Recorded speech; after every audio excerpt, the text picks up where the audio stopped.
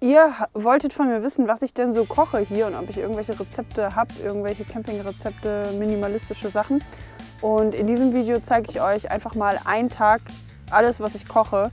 Und ja, wenn ihr möchtet, könnt ihr danach für euch selber entscheiden, ob man das weiterempfehlen kann oder nicht.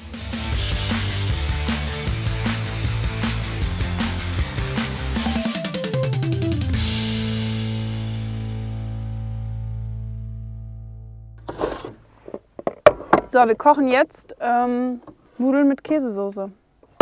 Ihr braucht dafür eine Pfanne, Spaghetti, Wasser, Salz und einfach nur geriebenen römischen Hartkäse und schwarzen Pfeffer, frischen, das ist wichtig.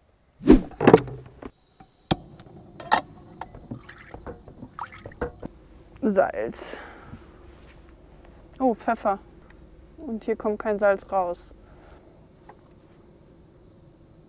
Und jetzt ist so direkt so eine Persönlichkeitsfrage. Können Sie gut mit Rückschlägen umgehen? Nein. Kochzeit 7 Minuten. Und jetzt ist der Trick, ihr dürft auf gar keinen Fall, also ihr schmeißt die Nudeln einfach da rein. Warum mache ich das in der Pfanne? Weil Spaghetti in der Pfanne ist halt klüger. Die sind dann schön flach und außerdem braucht ihr nicht so viel Wasser. Denn der Trick ist, dass sich die Stärke von den Nudeln im Wasser sammelt. Und ihr auf der Basis dann eine Soße daraus macht und die Stärke dafür sorgt, dass die Soße gebunden wird. Genau, ihr kippt das Wasser nachher nicht weg, wenn die Nudeln fertig sind, sondern ihr lasst das da drin und streut einfach nur den Käse mit unter. Dann macht ihr frischen schwarzen Pfeffer drauf. Jede Menge frischen schwarzen Pfeffer.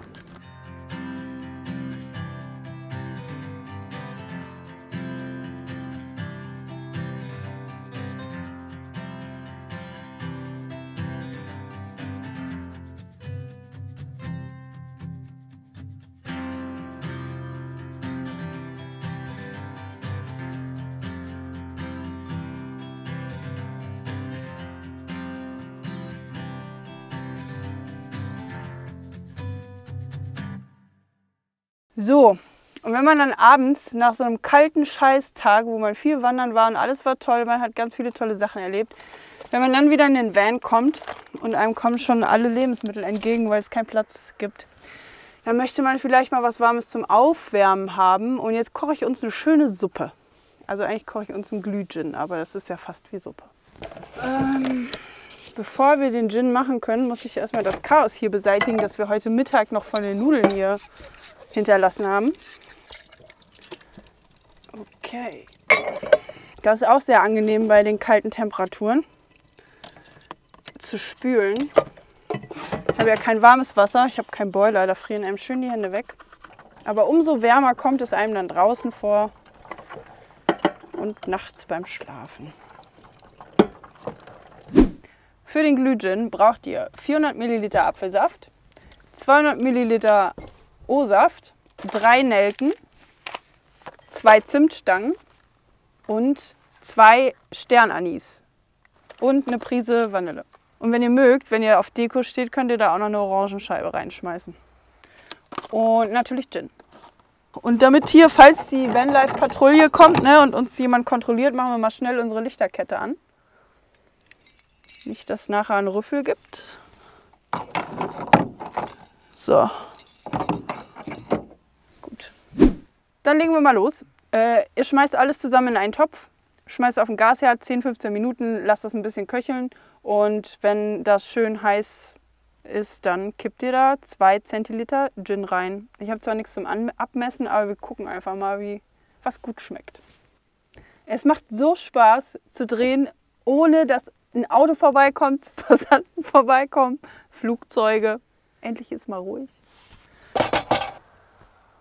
Irgendjemand von euch hat mich gefragt, ob ich ein Topfset empfehlen kann. Leute, ich kann euch keine Topfsets empfehlen. Wirklich nicht. Fragt da andere Leute. Ich koche nämlich alles in der Pfanne, genau wie diesen Glühgin. Die Töpfe, die ich benutze, sind von Anu dazumal. Ich weiß es nicht. Das hat die Oma von einer Freundin schon zum Campen benutzt. Es ist einfach weitervermacht und muss man nicht neu kaufen. Davon fluktuiert ganz viel draußen im Netz, bei eBay und so.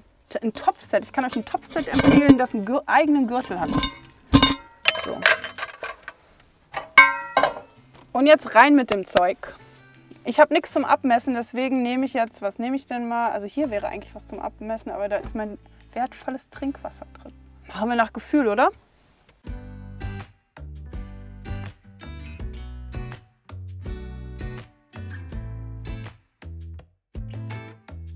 Und die Nelken und so könnt ihr einfach in entweder ein kleines Tee-Ei packen oder so ein Sieb, Teesieb oder in so einen Teesack. Und dann müsst ihr das nachher nicht da abseihen und rausfischen.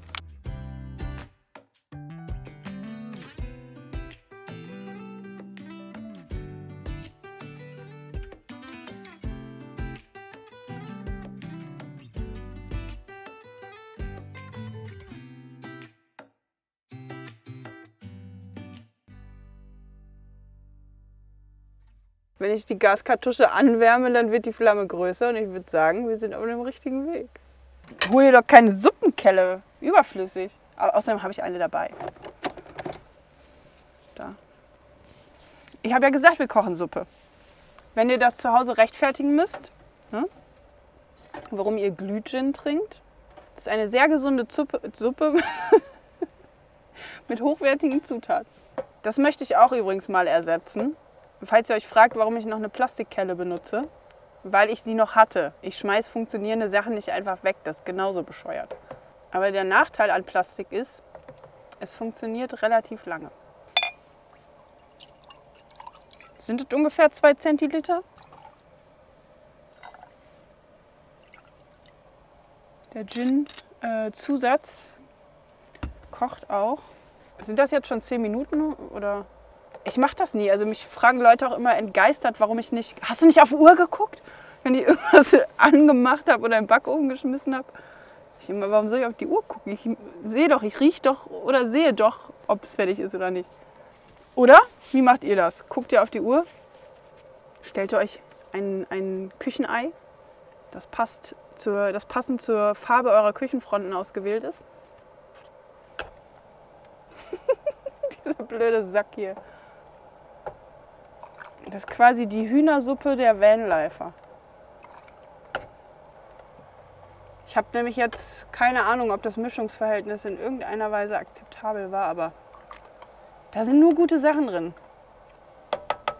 Das darf hier jetzt ein bisschen weiter köcheln und wir gießen einfach nur nach. Tjo, dann würde ich sagen, riecht ein bisschen nach Alkohol. Ich glaube, es ist zu heiß. Wenn ich das jetzt trinke, schreie ich wieder wie in jedem Video. Ui, da war ein bisschen viel Alkohol drin. Also wir haben da, glaube ich, eine High-Alkohol-Version rausgemacht, aber ihr könnt da natürlich auch eine Low-Alkohol-Version machen. Benutzt Pinchen zum Abmessen, dann passt das. Ja, könnt ihr mir mal, wenn ihr das nachkocht, könnt ihr mal schreiben, wie euch die Suppe geschmeckt hat. Die Oma auch geschmeckt hat, diese Suppe. So, die Glüh-Gin-Suppe haben wir jetzt hier verköstigt und jetzt geht es weiter mit was Vernünftigem zu essen. Und zwar machen wir jetzt hier so einen gemischten Reispott. Und zwar sowohl mit frischen Zutaten, als auch mit Konserven, als auch mit Fertiggericht. Damit alle Lageressensverfechter auf ihre Kosten kommen. Argumentativ in den Kommentaren. Ihr könnt euch da dann gerne zerfleischen, wenn ihr möchtet. Aber das Gericht ist fleischfrei. Und zwar 2 Zwiebeln hauen wir da rein. Ich habe jetzt einfach nur das genommen, was ich zu Hause hatte. Eine Kohlrabi, eine Zucchini. Meistens achte ich darauf, dass irgendeine Proteinquelle drin ist. Heute hauen wir einfach 3 rein, weil wir es können. Und zwar Kichererbsen, eine Dose Tomaten, dann so Fertigreis.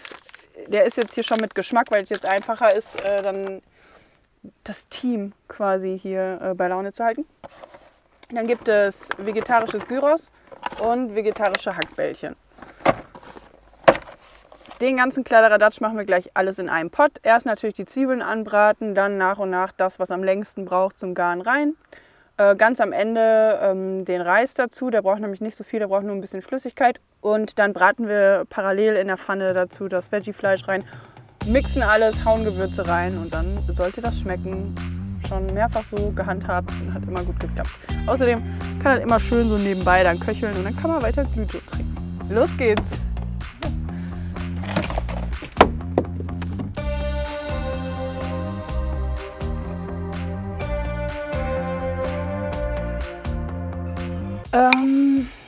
was machen wir denn jetzt?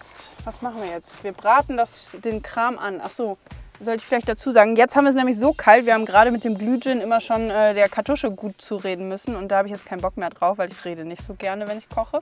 Deswegen nehme ich jetzt die größere Kartusche. Öl braucht man für sowas noch, habe ich gehört. Hier wird nicht dran gespart. Ich habe irgendwo auch noch Gewürze mitgenommen. Oder habe ich nur den Pfeffer mitgenommen? Dann fahren wir heute hier wirklich das Sparprogramm. Es wird ganz rudimentär. So, und das dauert jetzt eh. Wir können weiter trinken. Ich habe gestern übrigens ein Blatt gelocht, aber das nur am Rande. Falls ihr euch fragt, ob die Gewürzzusammenstellungen irgendeinem logischen Muster folgen, tun sie nicht. Ich benutze einfach nur alles, was aktuell da ist und was nicht eigentlich in Kuchen kommt. Das ist eine sehr ineffiziente Weise, um Gewürze aus einer Packung in eine Pfanne zu befördern. Kann ich nicht weiterempfehlen, für euch getestet.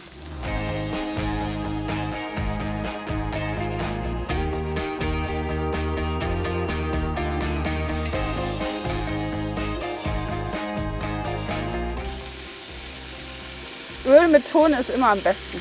Ich würde sagen, wenn jetzt noch mehr Kichererbsen drin sind, kann man auch noch ein bisschen mehr Gewürze reinhauen. Was nehmen wir denn mal? Gucken wir denn mal, was wir hier noch haben.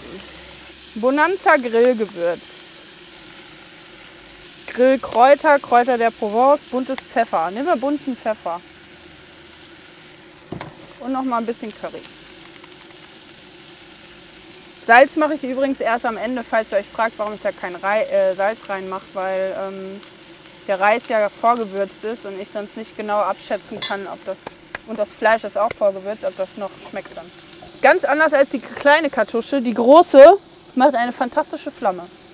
Wie viel Grad haben wir? Wir müssten so 3 Grad oder so haben, gerade draußen. So, und hieraus machen wir jetzt eine Kitchen Impossible Challenge. Und zwar müsst ihr am Originalschauplatz, ihr müsst rausfinden, wo ich das gekocht habe und ihr müsst es genauso nachkochen, wie ich das jetzt gekocht habe. Einfach nur anhand der groben Hinweise, die ich euch gerade gegeben habe. Und wenn ihr das gemacht habt, dann ruft mich an, dann komme ich nämlich vorbei mit meinem Kameramann und mit einer Person X, mit Harvey. Und dann verraten wir euch, wie Harvey wirklich heißt und warum der mitkommt und warum der jetzt nicht zu sehen ist. Und wir testen dann, wie das Essen schmeckt und ob das wirklich so ist, wie wir das hier heute essen. Wer von euch weiß, wer Harvey ist? Wer das weiß, ist mein Freund. Also wir sind ja jetzt hier beim Camping, deswegen es wird jetzt hier nicht nochmal gespült, wo ich das Gemüse angebraten habe, sondern ich kippe jetzt einfach nochmal Öl rein und dann brate ich das Fleisch an. Ach ja, in Wahrheit mache ich das zu Hause auch so. So, dann lassen wir das kurz anbraten. Dann können wir ja da schon mal den Reis reinschmeißen und die Dose Tomaten. Ja, jetzt gleich das Auto neu streichen. Und das sollte an Flüssigkeit reichen. Wenn nicht, kann man immer noch ein bisschen Wasser nachkippen. Das sollte man natürlich nicht so einfach mit der Hand anfassen, wenn es gleich wirklich heiß ist. Aber jetzt gerade habe ich ja den Kocher nicht angehabt.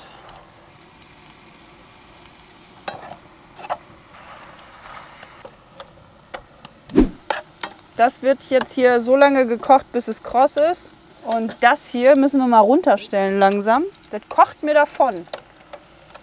Und worauf ich gar keinen Bock habe am Ende, ist aber immer so, ist spülen. Immer. Ich hasse es. Ich hätte so gerne eine Spülmaschine. Nicht im Auto, jetzt zu Hause, ne? Im Auto natürlich auch, aber ist mir schon klar, dass das nicht geht. Wobei, vielleicht lasse ich mir hier doch Elektrik in den Wagen legen, einfach nur um hier eine Spülmaschine in den Minicamper einzubauen. Heizung hat er nicht, aber Spülmaschine, ja, klar. Also ich glaube, dass es effizienter auf diesem Gerät hier ist, das anzubraten. Sonst ist in der Mitte immer nur so heiß. Deswegen tauschen wir jetzt einfach spontan. Sonst wird das hier nämlich im Leben nicht mehr kross. Aber wenn ich mal ganz ehrlich sein soll, ich koche nicht jedes Mal, wenn ich alleine mit dem Van unterwegs bin, sowas, ne? Also ich habe jetzt hier noch 2 andere Leute draußen stehen, dann lohnt sich das zu kochen und dann macht das auch Spaß. Aber für mich alleine gibt es manchmal auch nur eine 5-Minuten-Terrine oder einfach nur Kartoffeln mit irgendeiner Soße. Jetzt können wir mal die Temperatur checken.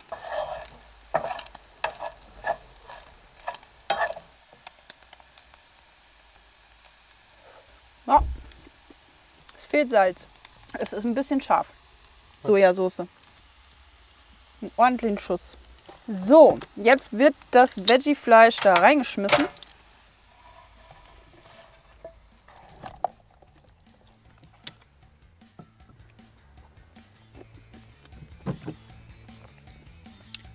Ich würde noch Salz auf den Tisch stellen, aber ich würde es so lassen. So, das war jetzt das Kochvideo. Ich hoffe, ihr hattet keine allzu großen Erwartungen.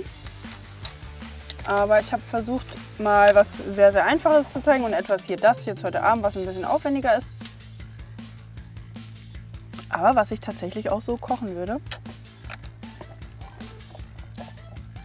wenn sich die Gelegenheit bietet.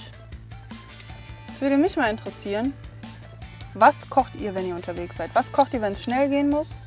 Habt ihr irgendeinen Tipp? Also nicht nur die Klassiker mit Nudeln mit Tomatensauce oder so. Habt ihr irgendwas Cooles, was ihr immer wieder kocht, weil es sich irgendwie bewährt hat? Dann schreibt mir das mal in die Kommentare.